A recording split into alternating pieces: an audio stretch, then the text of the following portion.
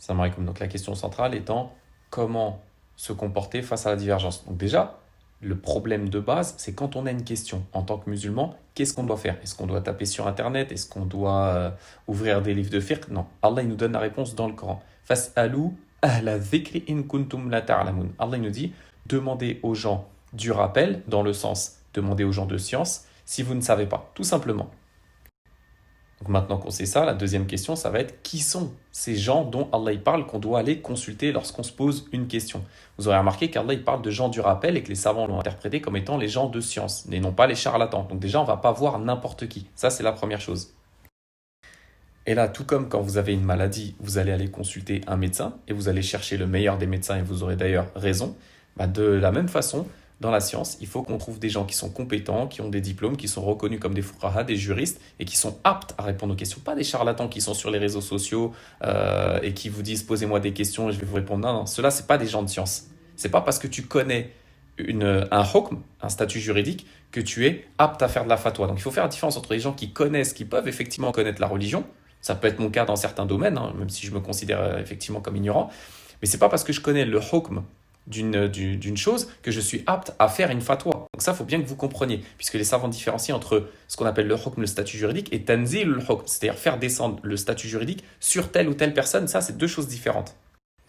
Donc la différence entre connaître le hukm, le statut juridique, par exemple, on sait tous que l'alcool est haram. Est-ce que ça fait de nous des mouftis? Bien sûr que non. On n'est pas apte à répondre aux questions juste parce qu'on sait que l'alcool c'est haram ou que la prière de vol est obligatoire. D'accord? Il y a d'autres paramètres qui rentrent en compte qu'on aborde dans les cours de usul al-fiqh et de fiqh. D'accord? Mais le savant qui va répondre à la question, lui, il va prendre la responsabilité devant Allah de vous répondre. Et ça, c'est pas donné à tout le monde. C'est pas donné à moi, c'est pas donné à vous non plus. Et cette responsabilité-là que le shir il prend quand il vous répond à votre question, que moi je ne peux pas prendre puisque je ne suis pas apte à cela, cette responsabilité-là, sachez que les salafs la fuyaient. Comme je vous l'ai prouvé en story aujourd'hui, juste avant, les compagnons la fuyaient, les tabérines et les gens qui ont suivi avant fuyaient cette responsabilité-là parce qu'ils savent que devant Allah, c'est très très grave de répondre à une question. Mais vous avez des gens qui sur les réseaux sociaux passent leur journée à vous répondre à des questions sans être qualifiés pour ça. Et vous, en les consultant ces gens-là, vous prenez aussi une part du péché. Pourquoi? Parce que quand Allah il vous demande de consulter des gens, il vous parle des gens du rappel, donc des gens de science. C'est pas les gens sur Internet. Donc, vous avez aussi une responsabilité à faire l'effort de trouver des gens qui sont compétents. Et c'est pas des gens qu'on trouve sur les réseaux sociaux qui font des forums de questions-réponses à longueur de journée. Et pour terminer cet aspect-là, je vous rappelle une chose, c'est que Ibn al-Qayyim al-Jawziyya dans I'lam al-Waqi'in, qu'est-ce qu'il nous rappelle? Il nous dit qu'il est interdit de questionner des gens dont on sait qu'ils sont laxistes. Si vous savez que quelqu'un, un imam ou un shir ou un prédicateur, il est connu pour être laxiste, vous n'avez pas le droit de le questionner. Ça, c'est Ibn al-Qayyim qui le dit. Une question par rapport au suivi d'un shir à qui on pose une question qui peut se poser, c'est si le shir se trompe, est-ce que moi, en tant que questionneur, je suis responsable de son erreur ou pas? Là, les savants, qu'est-ce qu'ils disent? Ils disent non, tu n'es pas responsable. Pourquoi? Parce que tu as respecté, entre guillemets, la procédure coranique qui est de demander aux gens de science si tu ne sais pas. Donc, une fois que tu as fait l'effort de chercher une personne de science, tu as trouvé une personne de science qui est connue pour sa science, tu lui poses une question, et ce shir-là, il s'avère qu'il se trompe. Est-ce que le jour du jugement, tu seras responsable devant Allah parce que il s'est trompé? Non. Et lui, d'ailleurs, sera doublement récompensé s'il répond correctement à ta question, s'il est compétent, j'insiste. Et si par contre il se trompe tout en étant compétent, il aura quand même une récompense, comme le prophète sallallahu alayhi wa sallam a dit dans le hadith. Celui qui fait un ijtihad et qui a raison, il a double récompense. Celui qui fait un ijtihad et qui se trompe, il a une seule récompense, mais ça concerne encore une fois les gens compétents, pas les rigolos sur Internet. Une question qui est en lien direct avec ça, c'est est-ce qu'on doit obligatoirement suivre une école? Une école juridique parmi les quatre connues, l'école Hanafite, l'école Malikite, l'école Shafi'ite ou l'école Hanbalite. La réponse est non. Il n'y a rien dans le Coran, dans la Sunna, qui prouve qu'il est obligatoire de suivre une école juridique. Mais, il faut regarder dans notre héritage, et ça fait des siècles, ça fait 13 siècles que les savants apprennent déjà eux-mêmes la religion selon une école, et qu'ils la transmettent selon une école. Donc, l'école juridique, elle n'est pas obligatoire à suivre. Par contre, c'est elle qui va te donner un cadre. C'est elle qui va te donner le cadre dans lequel tu vas pouvoir apprendre correctement la religion et ne pas partir dans tous les sens. Donc en fait, les écoles juridiques, peu importe laquelle vous suivez, elles sont un rempart contre l'anarchie. Et c'est d'ailleurs pour cette raison que les pseudo-réformateurs combattent les écoles juridiques, parce qu'ils savent très bien que c'est ces écoles juridiques justement qui évitent qu'il y ait des gens comme eux qui viennent et qui disent n'importe quoi. Donc ça donne un cadre et ça évite l'anarchie. Et c'est conforme à l'héritage, c'est ainsi que nos pieux prédécesseurs nous ont transmis la religion. Donc c'est ainsi qu'on doit nous-mêmes l'apprendre et la transmettre. Et le point central sur lequel j'aimerais insister, c'est que le suivi d'une école permet surtout de ne pas suivre ses passions. Et c'est pour ça que les pseudo-réformateurs, encore une fois, combattent ces écoles, parce que ces écoles sont un rempart contre la propagation des passions que ces gens-là y propagent. C'est pour ça qu'ils combattent. Ça, vous devez le comprendre aussi. La question suivante, elle est en lien avec la toute première question, à savoir comment on doit agir quand on se pose une question, à savoir la réponse est de consulter une personne de science. La question, elle est, est-ce qu'il est permis de sortir d'une école juridique une fois qu'on suit une école juridique? Est-ce que parce que j'apprends le fiqh maliki ou est-ce que parce que j'apprends le fiqh hanafi, est-ce que je suis obligé de rester tout le temps, de suivre à la lettre cette école à laquelle j'ai adhéré dans mon apprentissage? Donc là, évidemment, est-ce qu'on peut sortir du madhab? Oui, évidemment, on peut sortir du madhab, mais sous condition.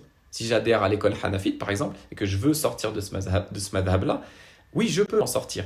Mais sous condition, et la condition principale, c'est quoi? C'est que je dois demander encore une fois un shir. C'est pour ça que je vous ai dit, ça renvoie à la première question. Il faut demander un shir. C'est lui qui sera apte à vous dire, voilà, dans ce cas-là, on sort du madhab pour telle ou telle raison. Mais ce n'est pas vous ou moi, selon nos peu de connaissances, qui allons nous permettre de sortir dans tel ou tel cas du madhab. Et vous allez voir la question suivante, ça, c'est la suite logique de celle-ci.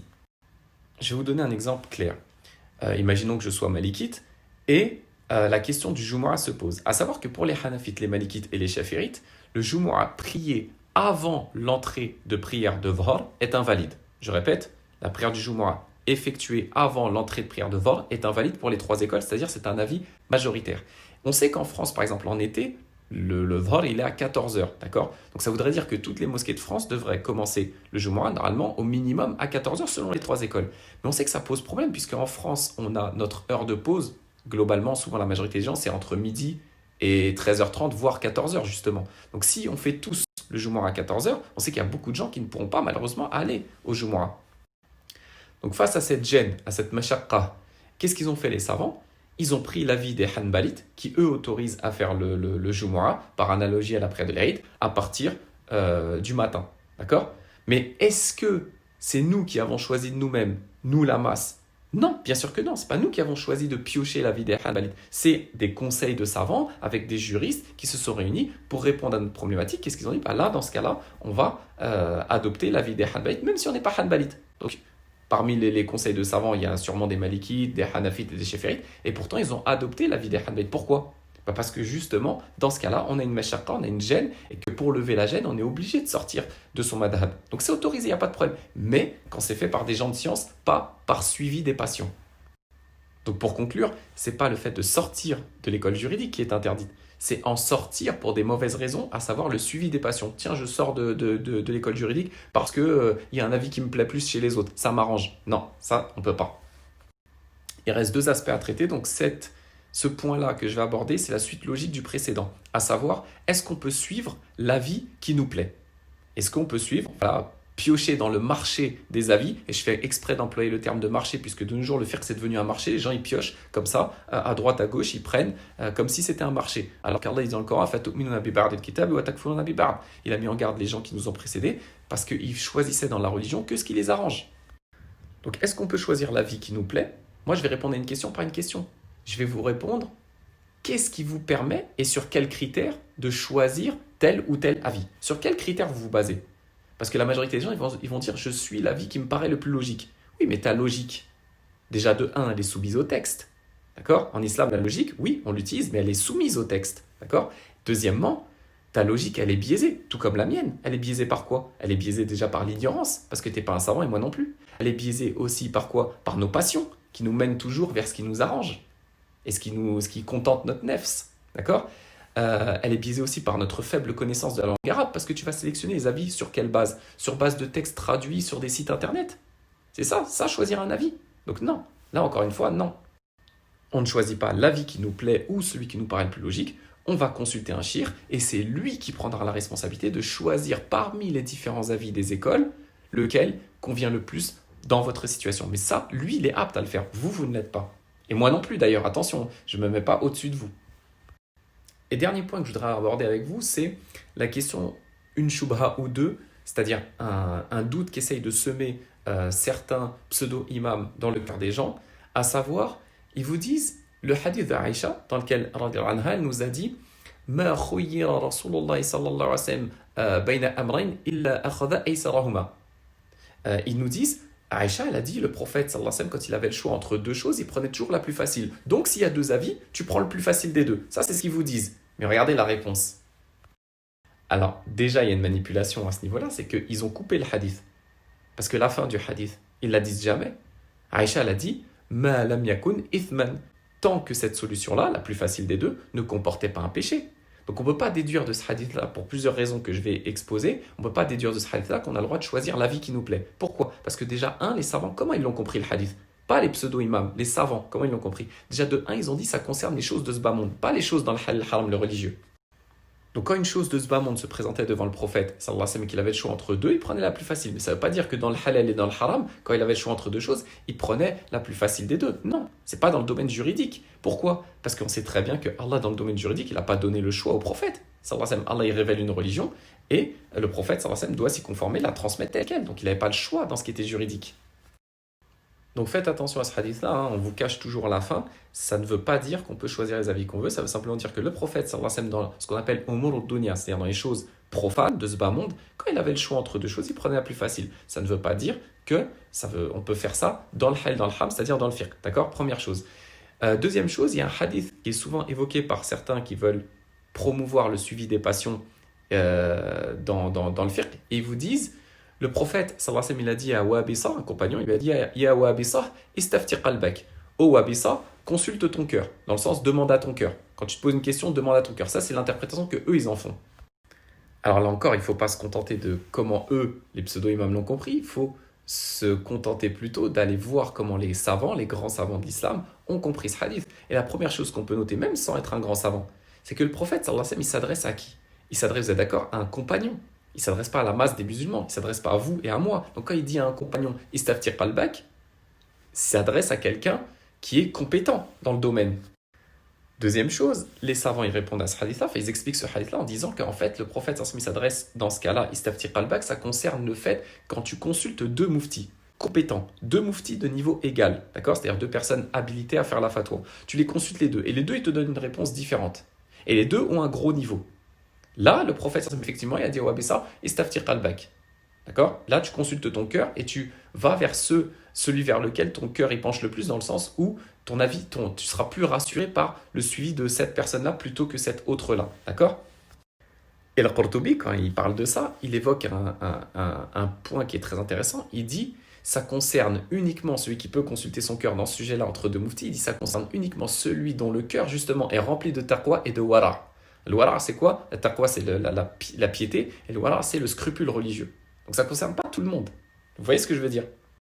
Donc là encore, ce sont deux hadiths qui ont été dévoyés de leur sens et qui ont été mal interprétés volontairement ou involontairement, Allah alam. Mais en tout cas, il y a une manipulation claire. Ne tombez pas dans ce piège-là, de vous dire, voilà, je peux choisir les avis que je veux parce que le prophète me prenait ce qui était le plus facile. Ou deuxièmement, je choisis ce que je veux parce que le prophète il a dit à Wabisa, istaftir qalbak. Non, non. C'est pas comme ça du tout que l'ont interprété les grands savants de l'islam. Et nous, on consulte les grands savants de l'islam, on ne consulte pas n'importe qui, encore moins ses passions pour prendre une décision.